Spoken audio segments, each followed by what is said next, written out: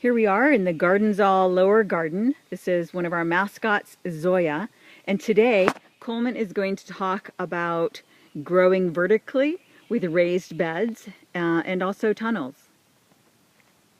Well, hey everybody. I'm going to project my voice a little bit because sometimes the camera does that from a distance. You can't hear very well, so if it sounds like I'm shouting, I'm sorry, but I think this is good. We had a lot of interest in this cattle panel archway that we built several weeks ago. I guess we're going on maybe a month and a half, and it's utilizing the straw bale system, which we tend to favor right now because we have a postage stamp area to work with, and we have a very huge tree in the background that we love and want to preserve, but its tree roots are very invasive. So this is our solution using the straw bales. We also have big major mole issues which can cause trouble. And what we've decided to do is extend with another vertical system using a cattle panel type tunnel, and we had a lot of questions about how do you anchor the tunnel. Well, basically it's just by tension. We have cinder blocks here. We're going to fill this area in with wood chips, which we have a lot of around here, and it's just pressurized, and as more weight comes down on the tunnel, you're going to get actually more force going downward than outward. Over here, what we'll do with these cinder blocks, we're going to add some more to it, but we'll take this and use rebar to come in behind it and brace these. Plus, you have the added advantage on the outside here of being able to plant in the cells of the cinder blocks. Okay, so Coleman, you're saying you're going to place rebar pretty much where the board is to hold the blocks in place, in case there's... push the board up against the series. We still have a few blocks to fill in, and then just drive it down to keep it up against the block, and that way it won't shift to the outside. We also are bracing it with, right now it's zip ties, but I'm going to apply some wire here and there onto these T-posts, and we'll do this front and back. So it makes for a really sturdy, and by the way, this is heavy gauge. A lot of people were asking about, well, won't it bend? Well, it bends slightly, but this is really heavy gauge. It's meant to contain cattle, so it's nothing like the reinforcing type material that you get at Lowe's or Home Depot, which is used for concrete reinforcement. This stuff is the real stuff, and it's galvanized, so it won't rust for a long while. Are you saying you cannot get it from Lowe's and Home Depot? Oh, no. Okay, so you got it... They do not sell cattle panels. I've already scoured the... Okay, so you get it from Tractor Supply? Tractor Supply and maybe some other feed and seed store. I'm not familiar with too many others, maybe southern states. But what we did here, rather than use straw bales and try to address the problem with the tree, the roots, and also getting into where the moles get in under, and the moles don't mean to do damage, they're just going after earthworms and maybe other little insects. They're insectivores, not rodents. But they get in under there and they tunnel, and then the roots are exposed and the roots dry out. Sometimes the voles, that's with a V, voles, which are rodents, little tiny guys, get in there behind the moles and start chewing on the roots. So it makes it, it's not a good situation. So if our camera person can come a little bit closer, I'll try to illustrate what we've done. By the way, again, we have wood chips everywhere that we've come into by basically free. You just ask folks, tree companies and whatnot, and you can see right in here, it doesn't take long for them to, about a year or so, to break down. And this is really nice black dirt. We know of some growers, particularly a fellow that is with the, was it Eden Garden? Yeah, Eden's Garden. That uses these chips exclusively. But what we did is I carved out an area here Of course, removed the chips from the undigested, uncomposted chips.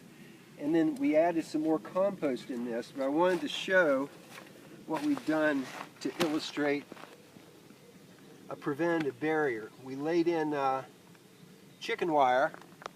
And I know this is not, oh, looky here. We have what this little guy is called. Your arm's in the way there. He smells like almonds. And it's good to have a diversity of creatures in here. Can you pull it back one more time for the wire? Yeah, you see we started with wire, just chicken wire, and I know hardware cloth would have been better, but we're using what we have.